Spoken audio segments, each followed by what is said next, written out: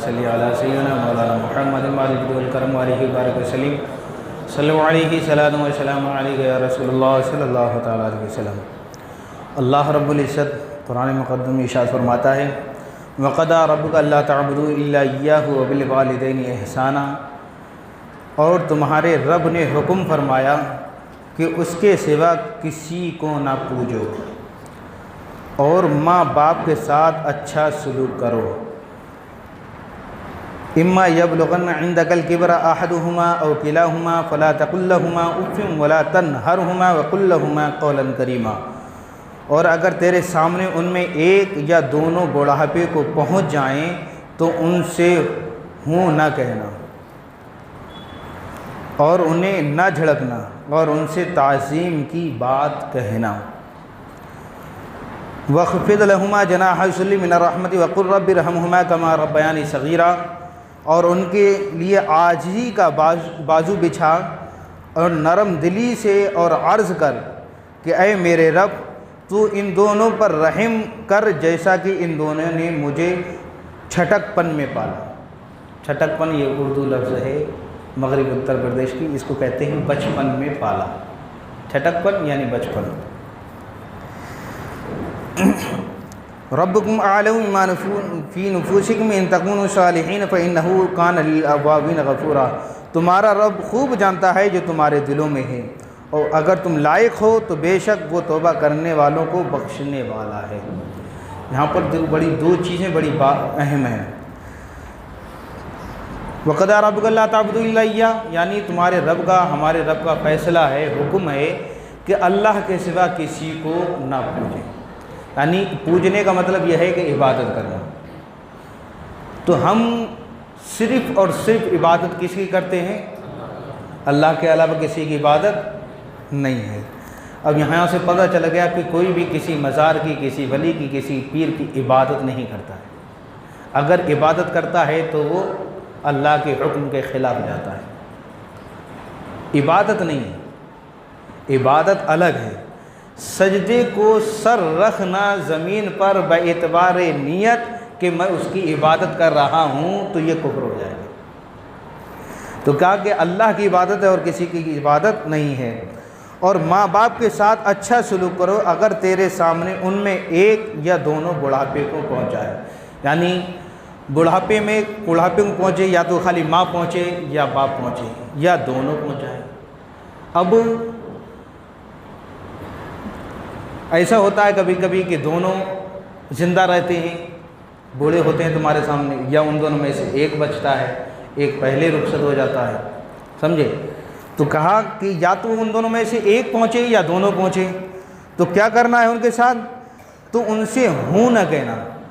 انہوں نے آواز دی تو کیا کہتے ہیں؟ ہوں۔ بات اچھی نہیں لگی تو کہتے ہیں ہوں تمہارا تو یہی کام ہے۔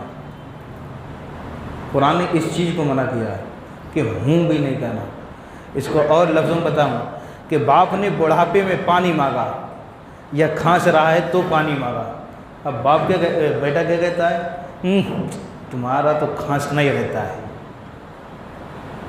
تو جو آواز بتائیے ہوں، کہ یہ بھی نہیں کہنا۔ کس کو؟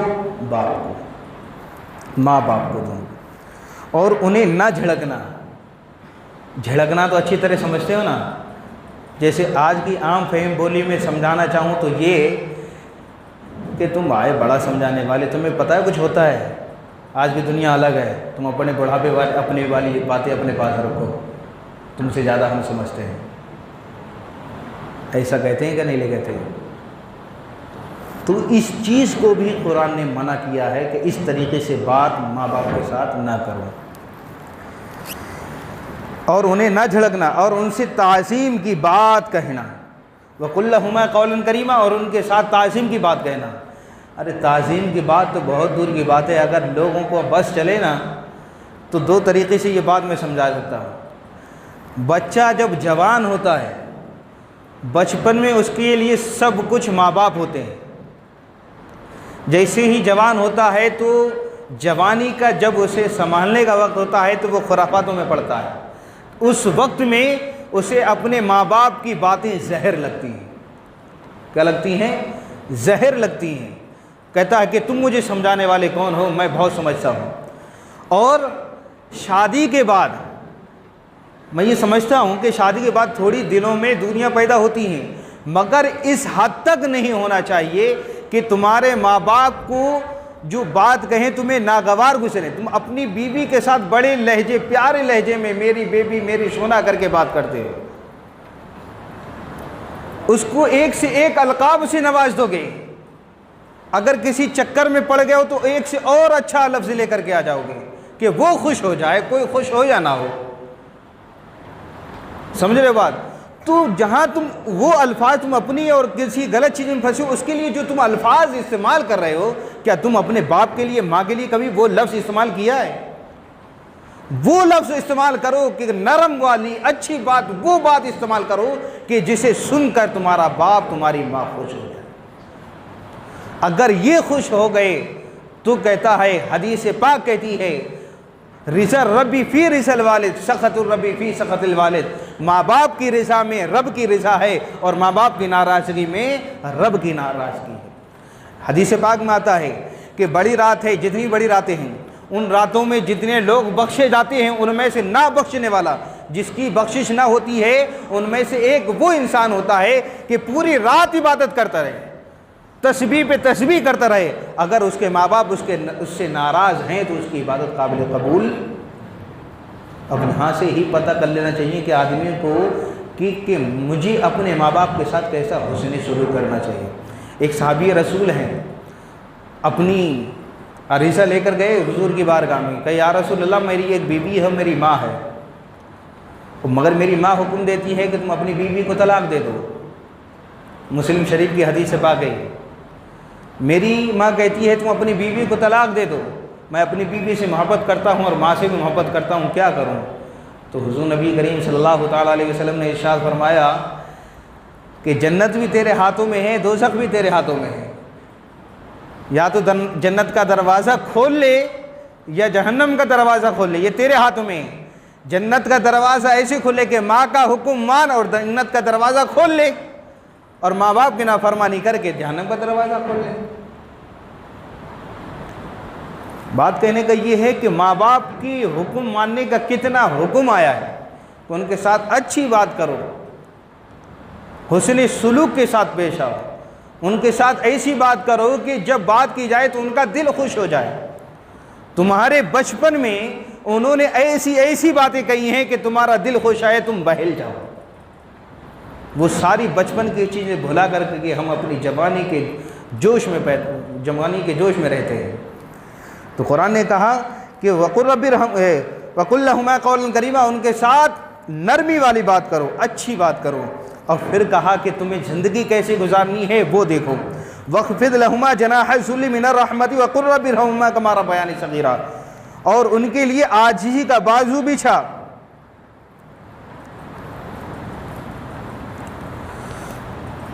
ان کے لیے عاجزی کا بازو بچھا۔ آجو کا بازو تو اسے کہتے ہیں، بچھانا ایسا نہیں، مطلب کہنے کا یہ ہے کہ جس طریقے سے بچپن میں ہاتھوں ہاتھ تجھے رکھا، ہاتھوں ہاتھ ہمیں ہمارے والدین نے رکھا، خود پیشاب کی ہوئی جگہ میں ماں سوتی ہے، اور تمہیں ہمیں ہماری ماں نے سوکھے میں سلایا، ہم رات بھر روئے تو وہ رات بھر جاگی، ہمارے سونے کے بعد وہ سوتی ہے۔ کتنی نرم لہجے کے ساتھ، نرمی کے ساتھ اس نے ہمیں اس حال سے پرورش چڑھایا کہ جب ہم روٹی کھانا نہیں جانتے تھے تب اس نے اپنی چھاتی سے دودھ پلا کر کے ہمیں پروان چڑھایا۔ کتنی مصیبتوں سے پرورش کی، کتنی مصیبتوں سے پیدا کیا، پروان چڑھایا، بولنا سکھایا، یہ کیا چیز ہے، وہ کیا چیز ہے، ہر چیز کو پہچنوایا، ہر چیز کو بتایا۔ تو کہا تو ان کے لیے جس طریقے سے بچپن میں انہوں نے تیرے ساتھ حسن سلوک کیا ہے، جب وہ تیرے سامنے بڑے ہو جائیں تو وہی حسن سلوک تو ان کے ساتھ کر۔ کیسے؟ ان کے لیے عاجزی کا بازو بچھا نرم دلی سے، اور عرض کر اے میرے رب، اور عرض کر اے میرے رب۔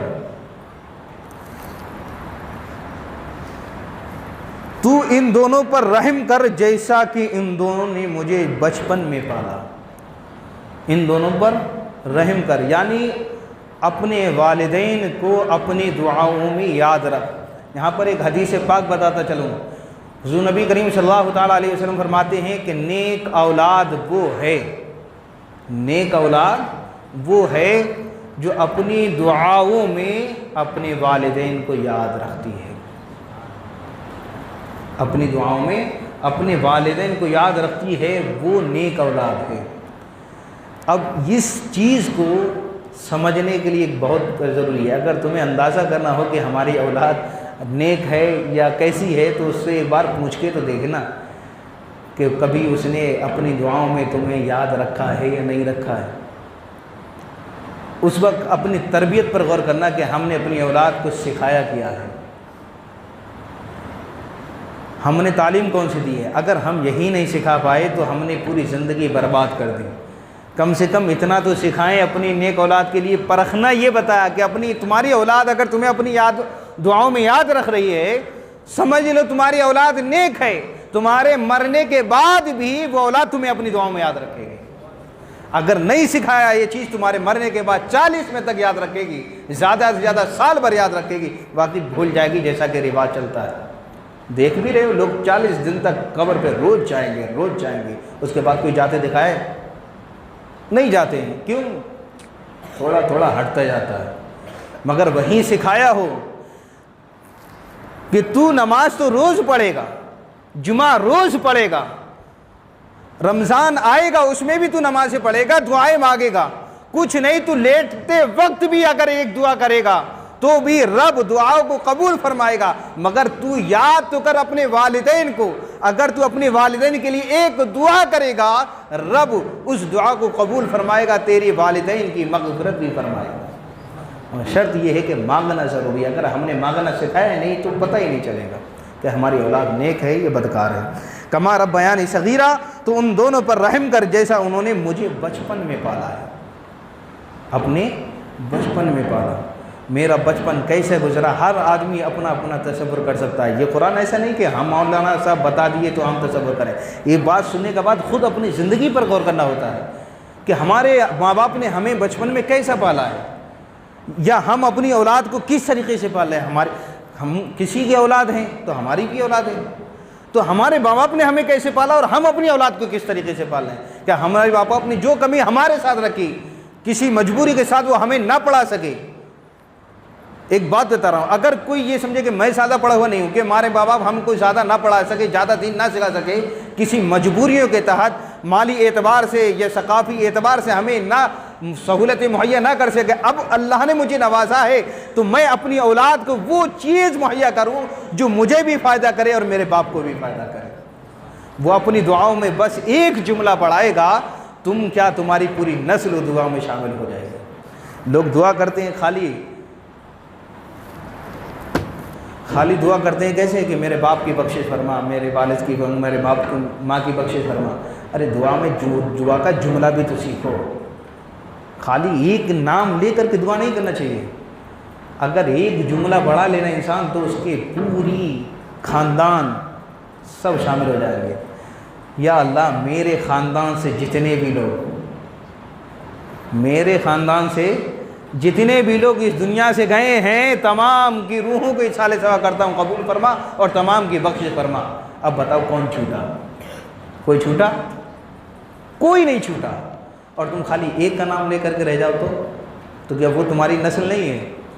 ان کو تمہاری امید نہیں ہے؟ ہر ایک کو، تمہارے دادا پردادا لکڑدادا شکردادا جتنے ہیں، سب کو امید ہے کہ میری یہ اولاد کی اولاد ہے، یہ اولاد کی اولاد ہے، یہ میرے لیے دعا کرے گی۔ امید سب کو رہتی ہے۔ وہی امید وابستہ رکھتے ہوئے اپنے والدین کو ہمیشہ دعاؤں میں یاد رکھو۔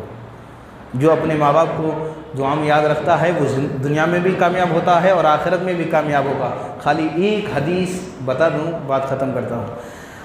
اس میں کہا کہ تمہارے سامنے ایک یا دونوں بزرگی کو پہنچے تو ان کے ساتھ کیسا برتاؤ کرو۔ تو حدیث پاک میں ایک جملہ آتا ہے کہ دونوں یا ایک تمہارے سامنے پروان چڑھیں، تم انہیں پاؤ تو صبح کو ان کو محبت کی نظر سے دیکھو۔ کس سے نظر سے دیکھو؟ محبت کی نظر سے دیکھو ماں باپ کو، اور ان کی ضروریات کو پورا کرو۔ رفع حاجت ہے جو بھی ہے ان کی ضروریات کو پورا کرو۔ جیسے ہی تم اتنا سب کرو گے تو اللہ رب العزت اگر دونوں ہیں تو جنت کے 2 دروازے تمہارے لیے کھول دے گا، اگر ایک ہے تو ایک جنت کا دروازہ کھول دے گا۔ اور محبت کی ایک نظر ماں کی طرف دیکھنے سے یا باپ کی طرف دیکھنے سے اللہ رب العزت ایک حج مبرور